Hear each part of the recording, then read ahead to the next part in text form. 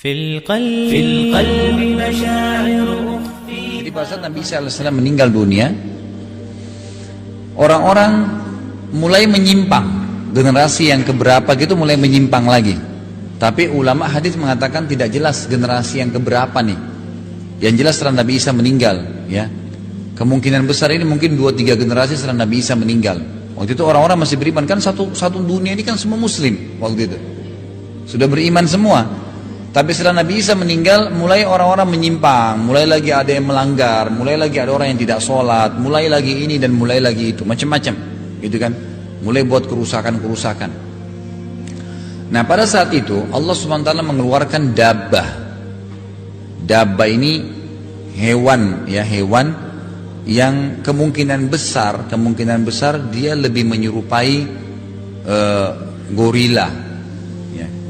Lebih menyerupai kera, karena ciri-ciri disebutkan dalam hadis itu dia berdiri berjalan seperti manusia tapi badannya penuh dengan bulu, dan dia hewan tapi dia akan bisa berbicara seperti bicaranya manusia. Dia akan keliling mengingatkan orang, jadi dia menjadi dai. Kamu salah, ini kafir, ini kufur, ini salah, diingatkan sama dia. Dan nanti dabbah ini membawa sebuah alat, tidak jelas apa itu, apakah itu besi, apakah itu. Kalau orang yang patuh kembali kepada Allah ya sudah, orang yang tidak patuh maka dicap sama dia. Ya. Bagaimana caranya Allah alam. Yang jelas ini berarti orang yang melanggar, itulah. Orang yang melanggar. Seperti itulah. Dan dia akan sampai dabbah ini dalam beberapa athar disebutkan dia akan sampai ke apa namanya? Dia akan sampai ke sekitar Ka'bah, ke sekitar Ka'bah. Mengingatkan semua orang-orang yang melakukan pelanggaran-pelanggaran. Jadi itu bisa dilihat dalam surah An-Naml ayat 82. Masalah dabbah itu tadi ya. Masalah hewan yang keluar itu. An-Naml ayat 82. Itu ada kalau tidak salah kalau di buku yang kayak Ibu Imas pakai ini, yang saya pakai ini yang baru, yang tebal ini halaman 82. Ya, An-Naml ayat 82. Ya. Jadi kalau seandainya perkataan telah jatuh atas mereka karena mereka kufur lagi setelah Isa meninggal dunia, maka kami keluarkan sejenis binatang melata dari bumi yang akan mengatakan kepada mereka bahwa sesungguhnya manusia dahulu tidak yakin kepada ayat-ayat kami. Artinya didakwahin lah, hewan ini berdakwah, ya. Setelah selesai ya yang tadi hewan melata ini, maka terjadi tanda-tanda kiamat yang lain, yaitu datangnya seseorang yang akan menghancurkan Ka'bah. Jadi Ka'bah dihancurin. Ini yang keberapa? Yang keenam. Jadi nanti akan datang seseorang, disebutkan dalam hadis dari Habasyah, dari Ethiopia. Dari Ethiopia. Iya. Diberikan julukan dalam hadis Dzu Suwaqatain. Jadi orang ini betisnya itu kecil sebenarnya, berkulit hitam dari Afrika Habasyah. Dia datang dan dia menghancurkan Ka'bah. Allahu alam ini kenapa? Sebab yang saya temukan keterangan dari dari buku-buku dan dari dosen-dosen itu, kemungkinan besar pada saat itu Mekah setelah dabbah tadi itu tidak ada.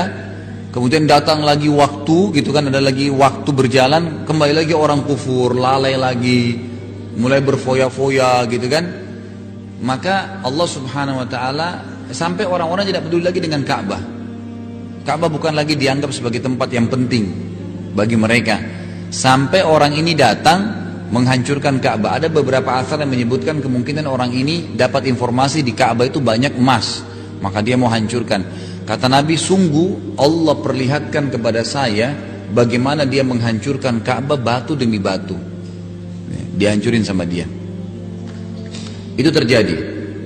Kemudian termasuk ya tanda-tanda kiamat setelahnya yang ketujuh adalah terjadinya gerhana matahari ya di 3 tempat sekaligus. Ya, terjadi gerhana di 3 tempat sekaligus. Kemudian akan terjadi gempa besar. Ya, gempa besar ya. Gempa besar ini terjadi di wilayah timur bumi barat dan jazirah Arab, yang membuat sebagian besar tanahnya longsor, besar-besaran gitu. Ya, jadi belahan timur, belahan barat dan jazirah Arab.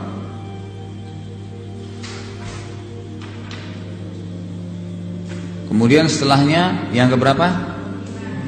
Yang ke-9 itu keluarnya api dari wilayah Aden. Aden itu wilayah Yaman ya. Di wilayah Aden, wilayah Yaman. Kota Aden, sekarang ada kota Aden tuh. Nanti akan keluar api besar dari sana. Yang ke-10 itu matahari terbit ya, dari sebelah barat dan terbenam di timur. Itu terakhir tuh.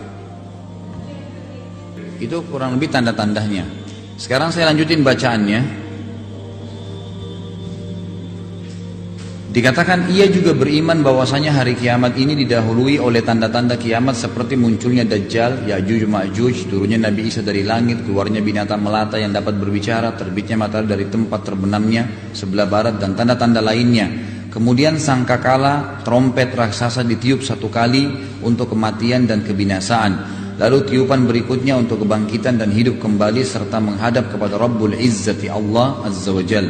Kemudian penyerahan kitab-kitab catatan amal masing-masing. Jadi setelah terbit dari matahari dari barat, itu kemudian sangkakala ditiup. Ya, juga ada sebenarnya ada sebuah hadis, tapi sebagian ulama memasukkan tanda-tanda kiamat, sebagian mengatakan itu terikut saja. Allah Subhanahu wa taala akan meniupkan angin ya, pada saat itu ya, ditiupkan angin yang mencabut ruh. Pada saat matahari terbit dari barat tuh, Allah akan tiupkan angin yang mencabut ruh semua orang yang beriman.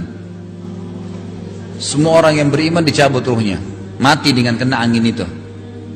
Sehingga kata Nabi SAW, kiamat hanya terjadi pada orang-orang yang rusak saja.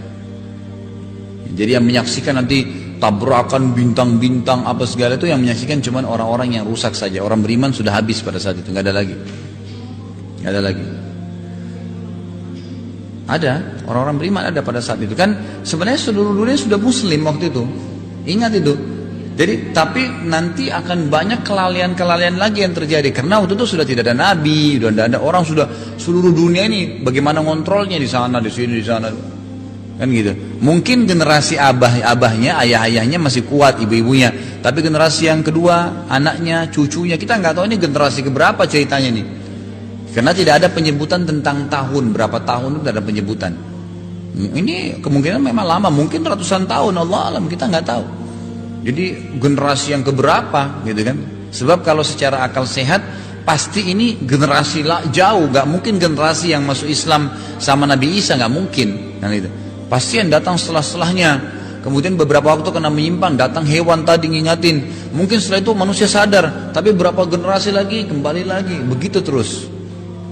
Jadi nggak mungkin bersamaan gitu, nggak mungkin. Jadi keluarnya ini, turunnya Nabi Isa tadi mengingatkan orang, gitu kan. Kemudian mati Ya'juj Ma'juj mati, maka itu juga jadi peringatan bagi orang. Terus keluar hewan tadi sebenarnya mengingatkan orang kembali. Jadi itu setelah generasi berapa lama mati mungkin dabba ini tidak ada lagi, lalu kembali lagi manusia. Begitulah sifat manusia memang begitu semua. في القلب مشاعر أخفيها قد أشرقت الشمس عليها عن خطط لم أعبأ فيها ستكون بأيامي فرقا فحياتي قبل الحلقات تيه